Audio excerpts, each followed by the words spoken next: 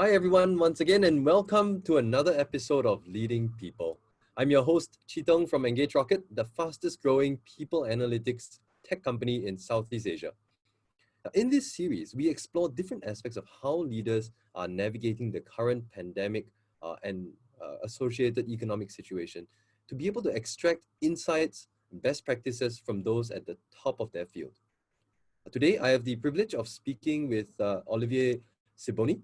He's an affiliate professor at HEC Paris Business School, teaching business strategy and corporate strategy courses in the MBA and executive MBA programs. He's also a former McKinsey partner and director in the Paris office, and he most recently published a book called You're About to Make a Terrible Mistake: How Biases Distort Decision Making and What You Can Do to Fight Them. Thanks for joining us today, Olivier. Thank you very much, Chitong. It's a pleasure. Perhaps to start, could you share a little bit more about your own personal experience as a leader and your experience working with leaders? Well, I think the latter, my experience working with leaders, is more relevant than my own experience as a leader. I mean, obviously, I've had some experience as a leader, but I'm quite modest about it relative to the sorts of leaders I was advising. My experience and the basis for the book that I'm talking about today is mostly the experience of seeing how leaders of large companies, business unit leaders, CEOs of multinational companies, how they make decisions under pressure, how they make strategic decisions, how they make those strategic choices, and the basic observation that anyone who's been in a position of advising leaders in making decisions is the old story about sausages. You know the story about sausages? Even if you like sausages, you don't want to see how they've been made. For decisions, it's the same. Even if you like the outcome, even if it turns out right, the way they're made is actually not very inspiring. You don't want to know how those decisions have been made. And often, because of that, they actually don't turn out to be as good as the sausages. So that's basically my experience. It's the quite privileged experience of being able to watch how leaders make decisions at their most sensitive, most fragile moments as a sort of semi-outsider, but also as someone who gets access to the inside. Very interesting. And what was the catalyst that made you decide, okay, I gotta put all of this down in the book? It's funny, it's actually not a catalyst so much as a long, I distinctly remember my first project. I actually talk about it in the introduction of the book, where I watched an extremely admired captain of industry make a decision which actually turned out right, but which really didn't make any sense. I won't go into the details now because it's a long story, but it was obvious to everyone, including me as a 20-year-old trainee, that this decision was absurd, right? It was basically a gamble. It turned out lucky, good for him, but the way it was being justified didn't make any sense. So that alerted me from the beginning to the difference between a good decision and a good outcome. You can make a crazy decision and get lucky. You can also make a very wise decision. It can be wise to take risks. In fact, it is wise to take risks and have a bad outcome. So when I say you're about to make a terrible mistake, which is the title of my book, it's a sort of play on that double meaning of the word failure or mistake, right? When people say we make mistakes or we have failures, they tend to treat these two things indifferently. I'm trying to get people to think hard about the difference. You will have failures, that's guaranteed. Even if you never make mistakes, you will have failures, because if you take risks, it's not going to work out every time. One of the key skills of leaders trying to make decisions is to distinguish when they've had a failure because they've made the right decision, it was the right thing to take a risk, and it didn't turn out right, and when they had a failure because they actually made a mistake. And we should try hard to learn from our mistakes, but we should resist the temptation to learn from our honest failures. When we failed by making the right decision, we shouldn't think, oh, next time I won't do that. Because in fact, next time it's likely to turn out right. So that's the story of how I came to want to write about this. It's this constant confusion that I was observing in companies between people who are successful and people who make the right decisions. I think that's a very damaging confusion. Yeah, and no more, no other time is it harder to make that distinction. In a time like this, where there's so many confounding factors in the external environment, with the pandemic, with the economic recession, what kind of changes do you, what would you advise leaders to do in such situations? Well, I've got a lot of advice for them, but before I get to that, let me echo your sentiment that at a time like this, it is especially difficult to not confuse skill with luck, not confuse good outcomes with good decisions or bad outcomes with bad decisions. That is true, but also at a time like this, when we are suddenly faced with the unpredictability of the world, it becomes more important and in fact to some degree easier to see the difference. Most of the time, we do live in an unpredictable world. The world is actually not that predictable. But we sort of fool ourselves, we delude ourselves into believing that we can actually make sense of it. And so we make plans and we make budgets and we set targets and we give incentives and we reward the people who meet their targets and we punish the people who do not meet their targets. All of this, and we're not even aware of it, all of this assumes that at the time we were making the plan, at the time we were setting the targets, the world was predictable. Right? Now, suddenly, we're faced with a situation where even the most optimistic among us will have to say, well, actually, I have no idea what the world will look like 3 months from now. That forces us to reconsider this mindset. That forces us to think, hey, I can't hold people accountable for achieving targets that were set back in 2019. That wouldn't make sense. I mean, even the dumbest manager is now aware of that, right? So yes, it is difficult at a time like this, but it's also in a way easier at a time like this to challenge the ways we think. Oddly enough, you see many people who, instead of challenging the way they think, are doing more of it. So how many people do you see, for instance, who say, oh my God, it turns out that our 2020 budget was a complete waste of space. Let's redo it. Right? And so in March, you saw a lot of people redoing their 2020 budget. And in June, they were redoing it again. Well, how many times do you need to redo your budget, pretending that you can predict precisely what the next 12 months are going to look like, before you admit that, in fact, there is no way of knowing what the next 12 months are going to look like, and stop doing a 12-month budget, for instance.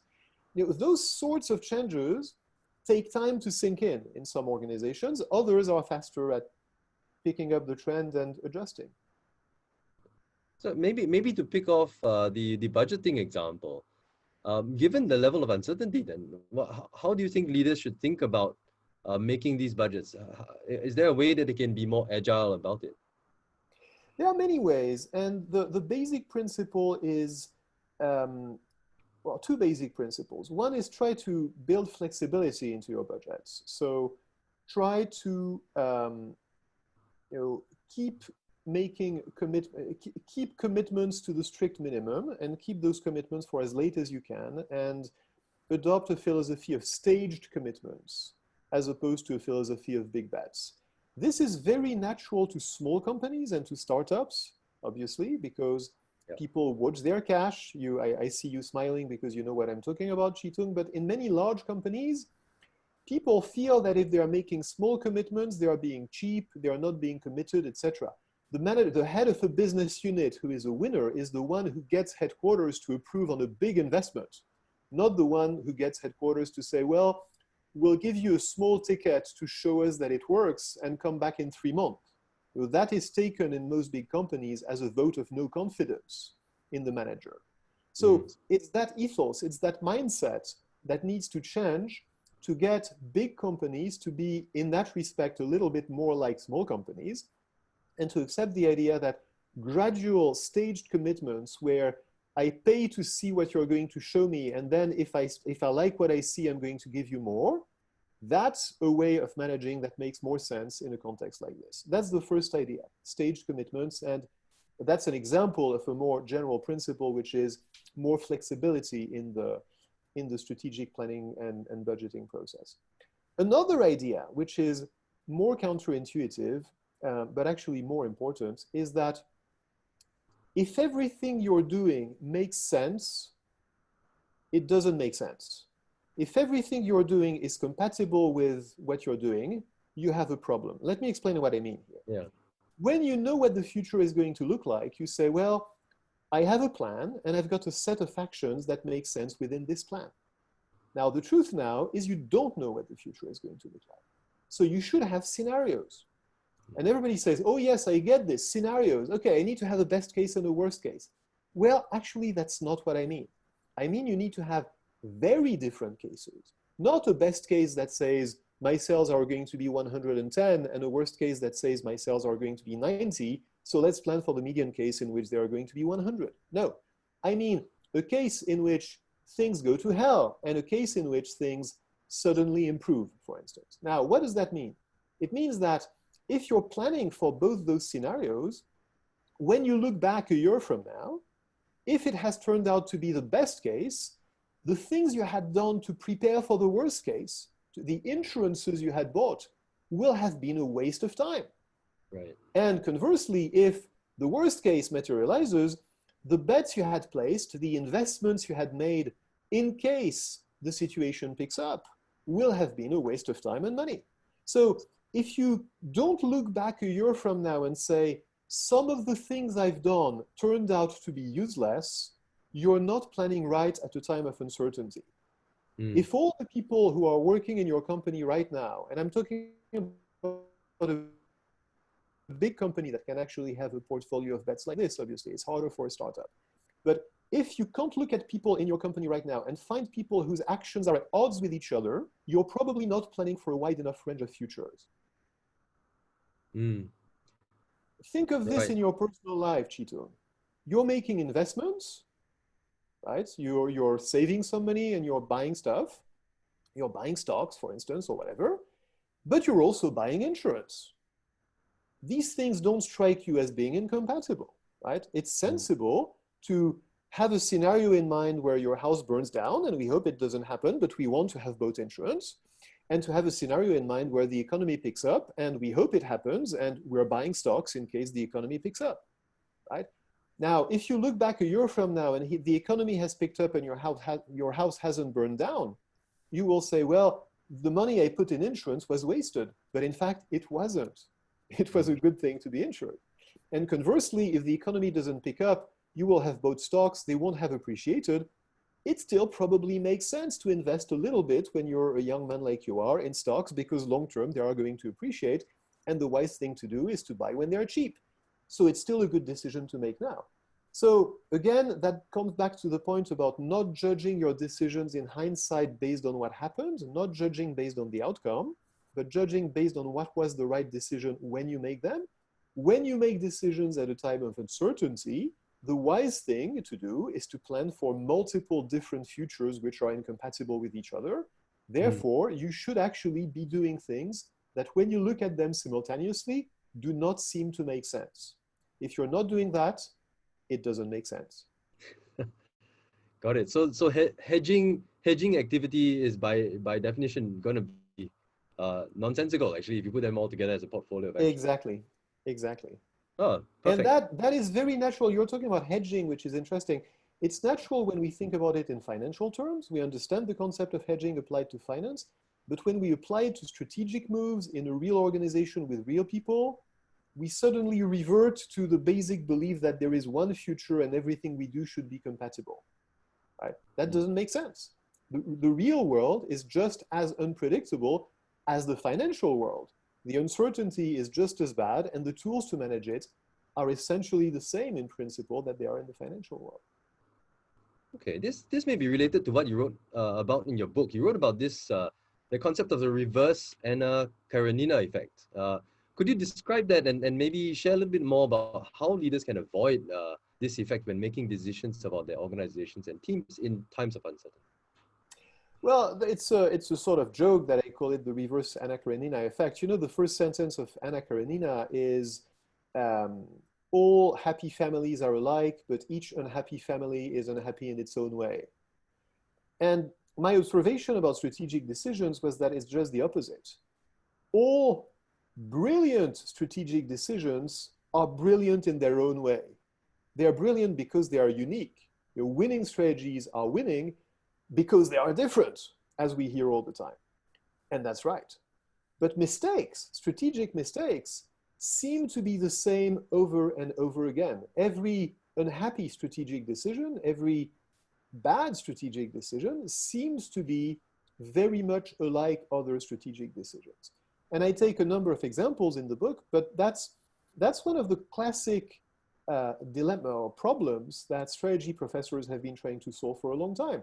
Why do people keep making the same strategic mistakes? Why don't they learn from the observations that they've had and that we've had working as academics of what they do? Take, for instance, acquisitions. We've known for a long time, and there's a lot of research and a lot of analysis and a lot of well-known stories that tell you that when people make acquisitions, they will tend to overpay. We know that.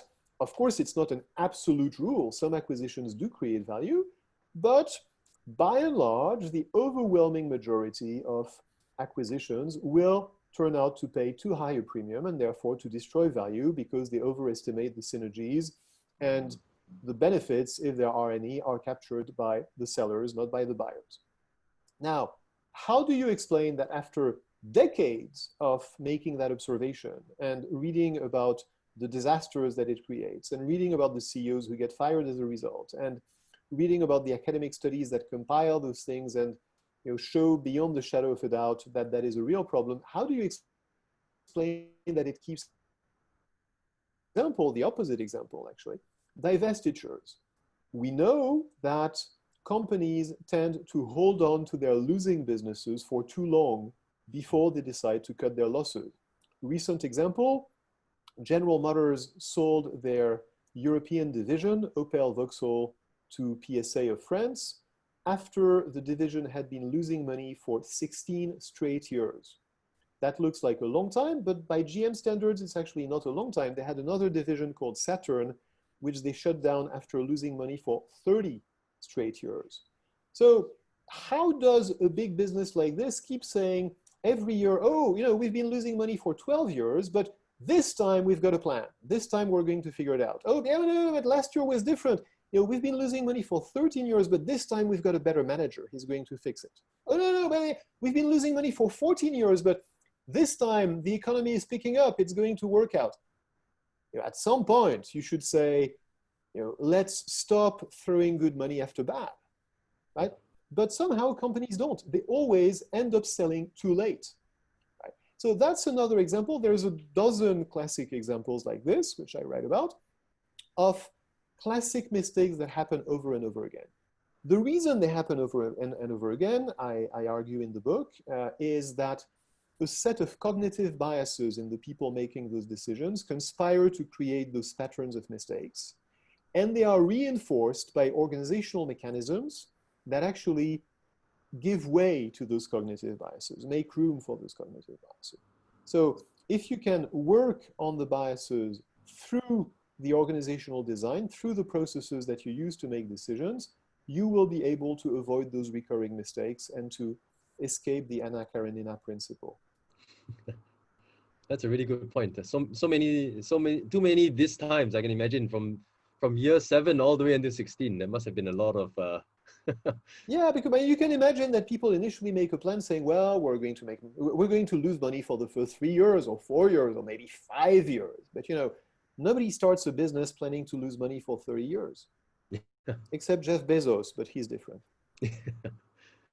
So last question, I'm going to bring this really back down to the like leaders and their teams.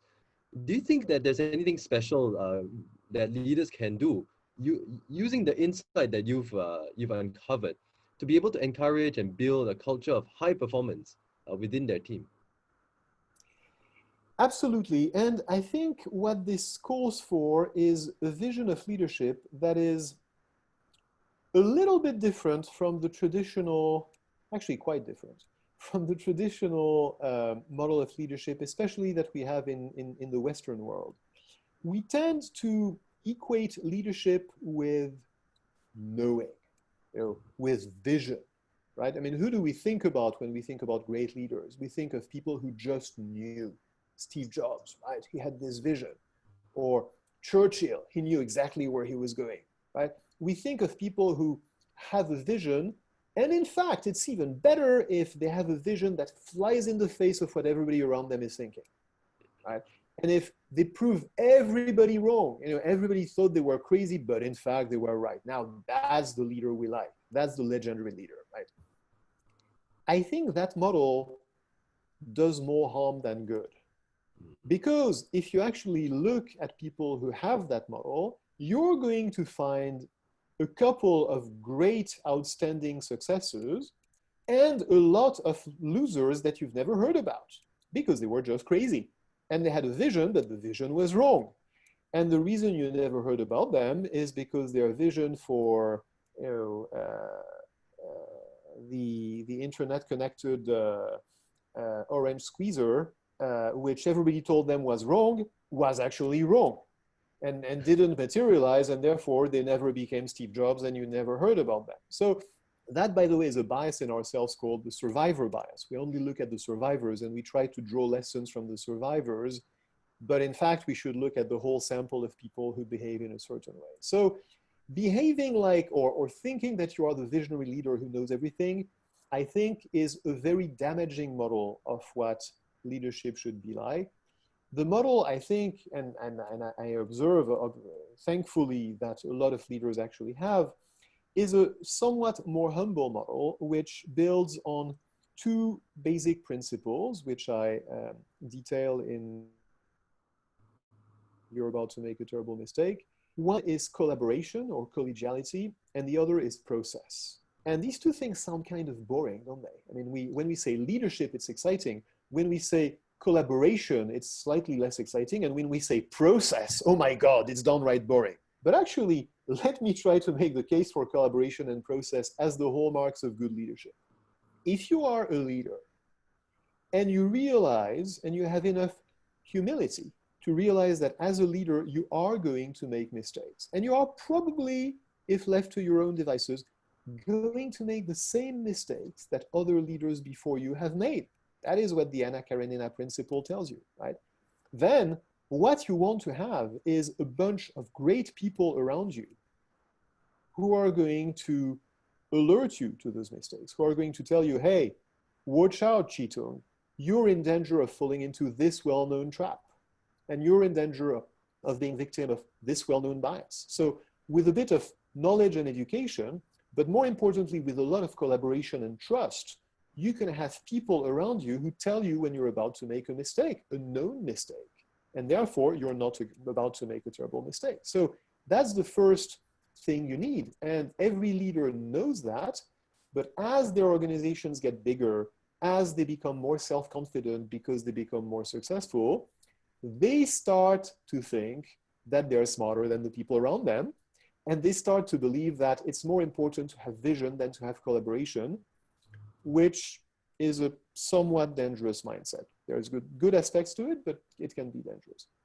The second thing is process. Why do you need process? It's very simple. Because you're going to have people around you who disagree. They disagree with you if you are successful in getting them to express their views. They disagree with each other. Right?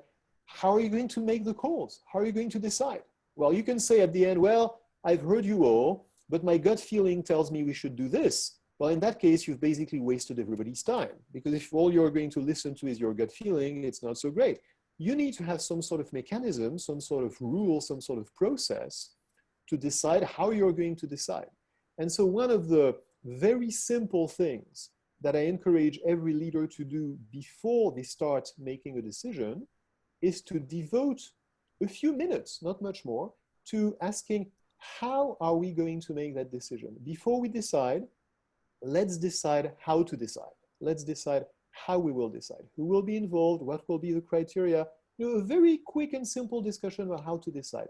That's what I mean by process. I don't mean bureaucracy and forms and boxes to check and red tape. I mean a good process of debate and discussion that is going to make sure that the collaboration actually is fruitful, as opposed to being groupthink or to being something where you demotivate your people by pretending to listen to them and in fact not listening to them.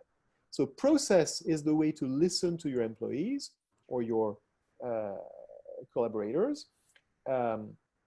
Collaboration is what you will have if you do that. And the result will be better leadership, better decisions, and importantly, especially importantly to you and your listeners, Chitung, better engagement. Because when people are part of the decision, they are more engaged. When you ask, especially younger generations, what motivates them to join a company, what they will tell you more or less clearly, but if you dig, that's what you will hear, is that they want to be in a place where they will have an impact, they will make a difference because their voice matters, because they are being listened to, because they are being heard. That doesn't mean that they will call the shots tomorrow morning. Nobody expects to be the CEO fresh out of school, right? But they know that there are some big bureaucracies where there will be a cog in the machine, and there are some companies, large and small, more often small than large, where their voice will be heard. If a big company can convince people that because of its decision-making processes, they will have a voice, they will have a say, their input will make a difference, it will be able to attract those people and it will be able to engage and retain them more effectively than a company with a so-called visionary leader who calls all the shots. So the benefits of collaboration and process, which are the hallmarks of good leadership, are not just good leadership and good decisions, they're also more engaged people, and that becomes a virtuous circle where the more engaged people produce better decisions in their turn. That's a really great framework to think about. Creating collaboration, creating process, creates more engaged teams, which then improve the quality of your collaboration and your process, and vice versa. That's wonderful. Thank you so much for sharing your insights, and I encourage everybody who's watching this to go pick up a copy of the book.